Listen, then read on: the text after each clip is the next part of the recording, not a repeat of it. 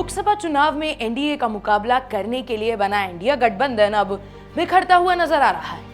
पश्चिम बंगाल की सीएम ममता बनर्जी, दिल्ली के मुख्यमंत्री अरविंद केजरीवाल के बाद अब यूपी के अखिलेश यादव ने भी कांग्रेस से किनारा कर लिया है। बताया ये जा रहा है कि यूपी में भी सपा और कांग्रेस के बीच बातचीत टूटती हुई नजर आ रही है। सूत्रों के मुताबिक कांग्रेस यूपी में 20 सीटों की मांग कर रही है, जबकि सपा कांग्रेस को 17 सीट देने के पक्ष में ही है। आपको ये भी बता दें कि पिछले साल जुलाई में इंडिया गठबंधन का गठन हुआ था, तब इसमें 28 दल शामिल हुए थे। अब इंडिया गठबंधन को सबसे बड़ा झटका देश के सबसे बड़े राज्य यानी कि यूपी में लगा है। 80 लोकसभा सीटों वाली यूपी में कांग्रेस और सपा के बीच बातचीत अब फेल हो गई है। तो आइए समझते हैं कि इंडिया गठबंधन को कब कब बड़ा झटका लगा है। इंडिया गठबंधन को झटके की शुरुआत पश्चिम बंगाल से हुई। ममता बनर्जी ने बंगाल में टीएमसी के अकेले चुनाव लड़ने का ऐलान कर दिया। टीएमसी कांग्रेस को 2 सीटें देने के पक्ष में थी, लेकिन कांग्रेस अधिक सीटों की मांग में थी। ऐसे में दोनों पार्टियों के बीच बात नहीं बन पाई और आखिर में ममता ने अकेले चुनाव लड़ने का ऐलान कर दिया। बिहार के सीएम नीतीश कुमार ने तमाम विपक्षी दलों को साथ लाने में अहम भूमिका निभाई थी। गठन की पहली बैठक पटना में हुई थी, लेकिन लोकसभा चुनाव आने से पहले नीतीश कुमार ने पाला बदल लिया और एनडीए में शामिल हो गए। तीसरा बड़ा झटका जयंत चौधरी ने जब तोड़ा सपा से गठबंधन। मैंने अपने सभी दल के विधायकों से बातचीत की है और बातचीत कार्यकर्ताओं से की है और उसके बाद ये फैसला लिया।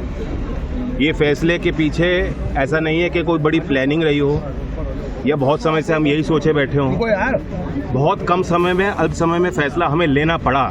चौधरी की रालोद और सपा यूपी विधानसभा 2022 के साथ चुनाव लड़ी थी, लेकिन लोकसभा चुनाव से पहले जयंत चौधरी ने अपनी राहें अलग कर ली। वह भी एनडीए में शामिल हो गए। आम आदमी पार्टी की ओर से भी कांग्रेस को बड़ा झटका मिला। आपने पंजाब में अकेले चुनाव लड़ने का ऐलान कर दिया। 13 लोकसभा सीटों वाले पंजाब में आप सत्ताधारी पार्टी है, जबकि कांग्रेस मुख्य विपक्षी पार्टी है। इतना ही नहीं, आपने दिल्ली में अपनी सरकार और मेयर होने के हवाला देते हुए कांग्रेस को सिर्फ 1 सीट का ऑफर दिया। उधर जम्मू कश्मीर के पूर्व सीएम और नेशनल कॉन्फ्रेंस के मुखिया फारूक अब्दुल्ला ने भी राज्य में अकेले चुनाव लड़ने का बड़ा ऐलान कर दिया। जम्मू कश्मीर में 5 लोकसभा सीटें हैं। 2019 लोकसभा चुनाव में बीजेपी ने 3, जबकि नेशनल कॉन्फ्रेंस ने 3 सीटों पर जीत हासिल की थी। इन 6 सीटों में से एक लद्दाख की भी है। आर्टिकल 370 हटाने के बाद मोदी सरकार ने जम्मू कश्मीर को जम्मू कश्मीर और लद्दाख 2 केंद्र शासित प्रदेशों में बांट दिया था। इंडिया गठबंधन को सबसे बड़ा झटका यूपी में लगा है। यहां कांग्रेस और सपा के बीच बातचीत फेल हो गई। दरअसल सपा ने कांग्रेस को 17 सीटों का ऑफर दिया था। इससे पहले सपा कांग्रेस को सिर्फ 11 सीट ही दे रही थी, लेकिन जयंत चौधरी के एनडीए में शामिल होने के बाद सपा ने इसे बढ़ाकर 17 कर दिया था, जबकि कांग्रेस अभी भी 20 सीटों की मांग कर रही थी।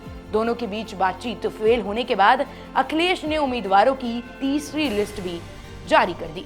अब इंडिया गठबंधन को लगे इन बड़े झटकों के बाद देखने वाली बात तो ये होगी कि इंडिया गठबंधन टिक भी पाता है या नहीं।